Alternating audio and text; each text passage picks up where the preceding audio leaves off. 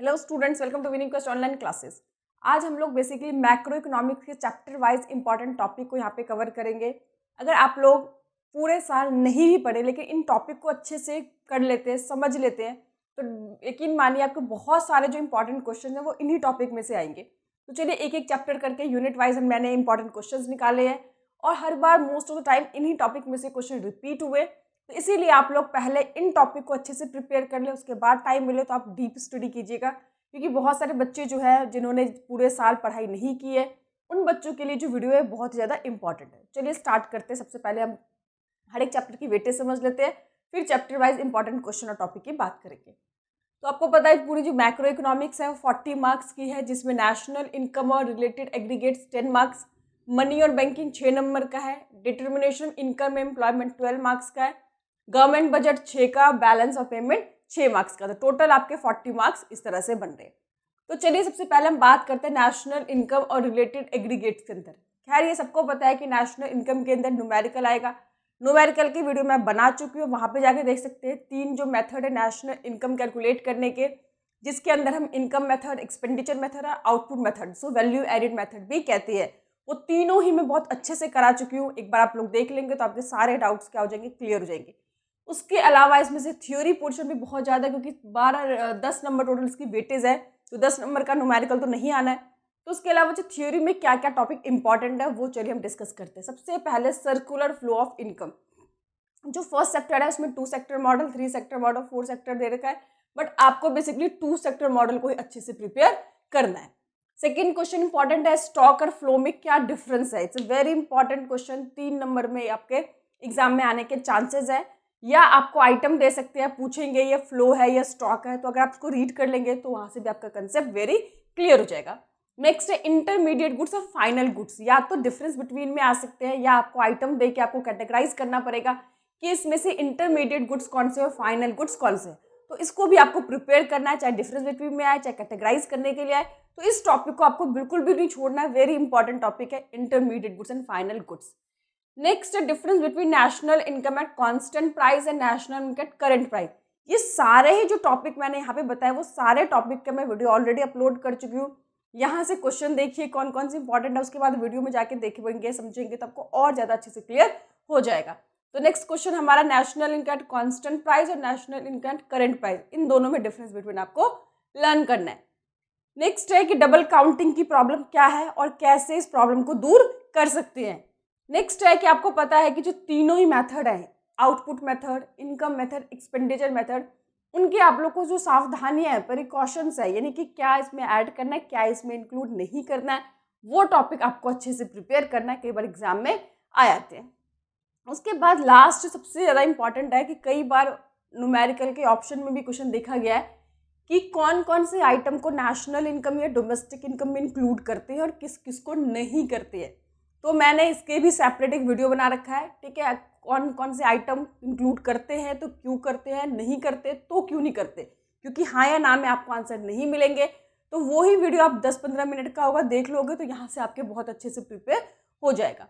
तो total 8 question हैं, ज़्यादा टाइम नहीं लेगा। ये 4 चैप्टर को मिला के, पूरा यूनिट को मिला के सिर्फ आपको इसमें से 8 क्वेश्चन ही प्रिपेयर करना है। बहुत ज़्यादा बात नहीं है, बड़ी बात नहीं है। अगर आप 2 घंटे भी प्रिपेयर करोगे, 2 घंटे ही पढ़ोगे, तो 2 दिन के अंदर आपके पूरे क्या हो जाएंगे, टॉपिक कवर हो जाएंगे।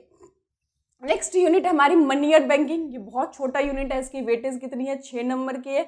तो इसमें सबसे पहले आपको मनी सप्लाई की डेफिनेशन, उसके कंपोनेंट्स यानी कि M1, M2, M3, M4 में क्या क्या आता है वो आपको अच्छे से पता होना चाहिए। दूसरा, फंक्शन ऑफ कमर्शियल बैंक और सेंट्रल बैंक, दोनों के ही फंक्शन आपको अच्छे से प्रिपेयर करना है, क्योंकि इसमें होता है क्या है, कई बार एग्जाम में जो भी फंक्शन है उसी को एक पॉइंट दे देंगे, आपको सिर्फ एक्सप्लेन करना पड़ेगा। तो इसीलिए आपको सारे जो पॉइंट्स है उसको अच्छे से पढ़ना है ताकि आपको समझ में आए, अच्छे से एक्सप्लेन कर सको। नेक्स्ट क्वेश्चन है कमर्शियल बैंक का जो मनी क्रिएशन है, मनी मल्टीप्लायर प्रोसेस है, वो आपको अच्छे से प्रिपेयर करना है। डेफिनेटली ये क्वेश्चन किसी ना किसी फॉर्म में जरूर देखने को आपको एग्जाम में मिलेगा।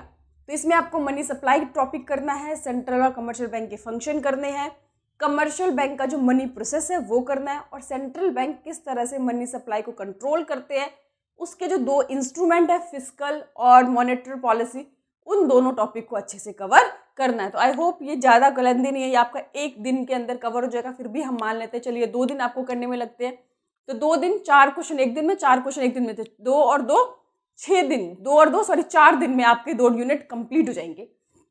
नेक्स्ट हमारा थर्ड यूनिट है determination of income and employment. इस पे आप लोग 3-4 दिन दीजिएगा, क्योंकि टॉपिक थोड़ा सा बच्चों को डिफिकल्ट लगता है समझने में।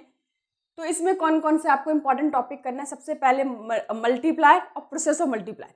कि मल्टीप्लायर क्या होता है, इसके क्या प्रोसेस है, और इसके न्यूमेरिकल भी आपके लिए बहुत इंपॉर्टेंट है, एग्जाम में आएंगे। उसके बाद ऑटोनॉमस इंड्यूस इन्वेस्टमेंट में क्या डिफरेंस है, एडी के कंपोनेंट्स कौन कौन से हैं, एडी होता क्या है, एक्सेस डिमांड और डेफिशिएंट डिमांड, इन दोनों में से कोई भी एक क्वेश्चन जो है एग्जाम में जरूर आएंगे। ये सेट 1 और 2 में से किसी में एक्सेस डिमांड दे देते, किसी में डेफिशिएंट डिमांड दे देते हैं, तो उसके अंदर आपको डेफिनेशन, उसका इन्फ्लेशनरी डेफिनेशन की आपका डायग्राम, प्लस कॉजेस की क्या रीजन है, कैसे इसको दूर कर सकते हैं, और इसका जो इम्पैक्ट है कि एम्प्लॉयमेंट पे, आउटपुट पे, प्राइस पे क्या आता है, वो पूरा टॉपिक अगर आप एक क्वेश्चन प्रिपेयर कर लेते हैं तो सेकंड जो क्वेश्चन है वो ऑटोमेटिकली आपका प्रिपेयर हो जाता है, क्योंकि आपको सिर्फ उसको रेसिप्रोकल उल्टा ही करना है। तो इन दोनों क्वेश्चन को बहुत अच्छे से लिख लिख के बार बार आपको प्रैक्टिस करनी है। इसके भी मैंने वीडियो सेपरेटली बना रखा है, आप लोग चाहे तो वहाँ पर जाकर देख सकते हैं।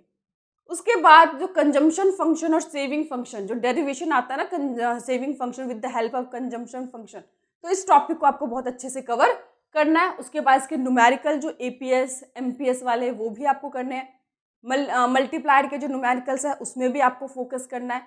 तो ये जो टोटल 7 टॉपिक्स है, 7 क्वेश्चंस है, इसको आपको 3-4 दिन अच्छे से समझने कर, क्योंकि इसमें जो ग्राफ है वो बहुत इंपॉर्टेंट है, आपको करने हैं। Okay, now unit 4 government budget. ठीक है, तो गवर्नमेंट बजट में भी 5 ही क्वेश्चंस आपको प्रिपेयर करना है।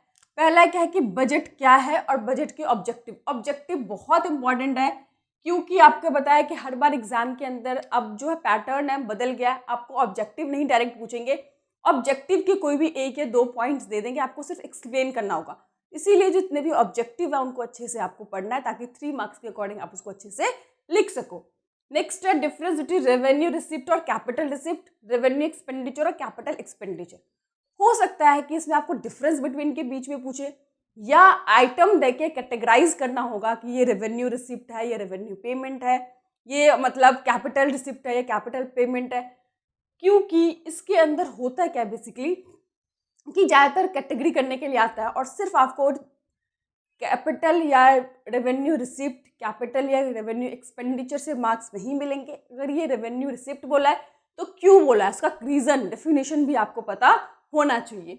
उसके बाद डायरेक्ट और इनडायरेक्ट टैक्स में डिफरेंस, और उसके बाद जो टाइप ऑफ डेफिशिएट आपने पढ़ा था, प्राइमरी डेफिशिएट, फिस्कल डेफिशिएट, ठीक है, रेवेन्यू डेफिशिएट, उनके जो न्यूमेरिकल्स है उस पर अच्छे से वर्क कीजिएगा। उसके फॉर्मूले आपको अच्छे से पता होना चाहिए, क्योंकि न्यूमेरिकल इस चैप्टर में भी है, न्यूमेरिकल इस चैप्टर में भी है, इनकम एक्सपेंडिचर में भी न्यूमेरिकल है। तो जिसमें न्यूमेरिकल है आप सेपरेट एक कॉपी पतली पीछे आप सारे फॉर्मूले की लिस्ट बना लीजिए, ताकि आपको रिवाइज करते हुए इजी हो। पता है आपको 3 चैप्टर ही बेसिकली आपके जो एग्जाम में न्यूमेरिकल बेस्ड है, तो उनको सेपरेटली कहीं पे न्यूमेरिकल के फॉर्मूले बनाकर आप उसको लिख लीजिए। अगर आप लोग चाहेंगे तो अगर आप लोग कमेंट करेंगे या चाहते हैं कि मैं ही सारे जो भी मैक्रो के न्यूमेरिकल्स के फॉर्मूले की लिस्ट बना दूँ, तो आप लोग मुझे कमेंट करके बता दीजिएगा। मैं सारे चैप्टर के जितने भी न्यूमेरिकल पूरी मैक्रो के हैं पूरा एक लिस्ट बना दूंगी, आप लोग उसको स्क्रीनशॉट लेके अपने पास रख सकते हैं। नेक्स्ट है आपका unit 5 for bills of balance of payment. तो बैलेंस ऑफ पेमेंट के अंदर भी आपको 5 या 6 ही टॉपिक अच्छे से कवर करना है।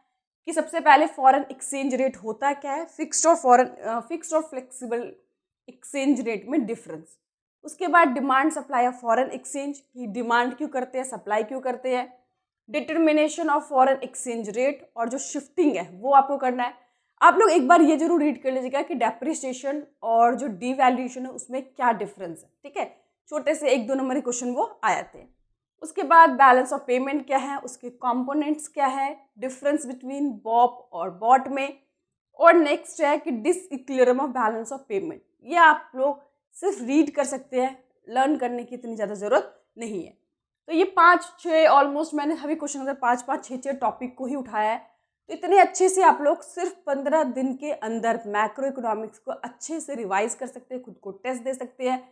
बाकी मैंने सारी वीडियोज़ जो है मैक्रो की मैंने पूरी अपलोड कर रखी है। कोई भी टॉपिक कुछ भी समझना हो या चाहते हो कि किसी तरह की आपको हेल्प चाहिए कि मैक्रो इकोनॉमिक्स कैसे रिवाइज किया जाए, इंपॉर्टेंट टॉपिक, ये सारे ही इंपॉर्टेंट टॉपिक मैंने लिख के दिए। अगर आप पिछले सैम्पल पेपर खोलोगे या प्रीवियस 5-6 ईयर के क्वेश्चन पेपर देखोगे तो आपको समझ में आ जाएगा कि इनसे बाहर कोई भी क्वेश्चन ज़्यादातर एग्जाम में नहीं आए हुए। बाकी MCQ के लिए मैंने 100 क्वेश्चंस बनाए हुए, मैक्रो के लिए भी वो 100 क्वेश्चन मैं आपको अपलोड कर दूंगी बहुत जल्दी। तो उसके बाहर से आपके MCQ में भी नहीं क्वेश्चंस आएंगे। बट ये ध्यान रखना है कि सारे जो टॉपिक है सिर्फ रटना नहीं है, उसको समझना है। क्योंकि अब जो इकोनॉमिक्स का एग्जाम है रटने पे बेस्ड नहीं है। आप जब तक समझ नहीं पाओगे चीज़ों को आप प्रॉपर अच्छे से आंसर नहीं दे पाओगे, क्योंकि आपको आंसर सारे आते होंगे बट क्वेश्चंस को वो इतना घुमा देते हैं कि उसको समझने में ही आपको टाइम लग जाता है। और कब समझ में आएगा, जब आप उसको अच्छे से अंडरस्टैंड करके पढ़ के समझ के करोगे तब। सिर्फ रट लोगे कि ठीक है ऑब्जेक्टिव बजट या डिफरेंस बिटवीन, तो ऐसे में आप क्वेश्चन आपको आते होंगे बट आप आंसर नहीं दे पाओगे। ठीक है, इसीलिए चीज़ों को थोड़ा समझ के लर्न करोगे तो इकोनॉमिक्स में ज़्यादा अच्छा स्कोर कर पाओगे। और प्रीवियस कुछ सालों से मैंने देखा रिकॉर्ड है कि हर बच्चा ज़्यादातर थोड़ी मेहनत करके भी इकोनॉमिक्स के अंदर 90-95 मार्क्स लाना ज़्यादा मुश्किल चीज़ नहीं है। तो आप लोग भी ये टॉपिक को अच्छे से प्रिपेयर कीजिए। कोई भी दिक्कत हो, कोई प्रॉब्लम, आप लोग मुझे कमेंट कर सकते हैं। Thank you.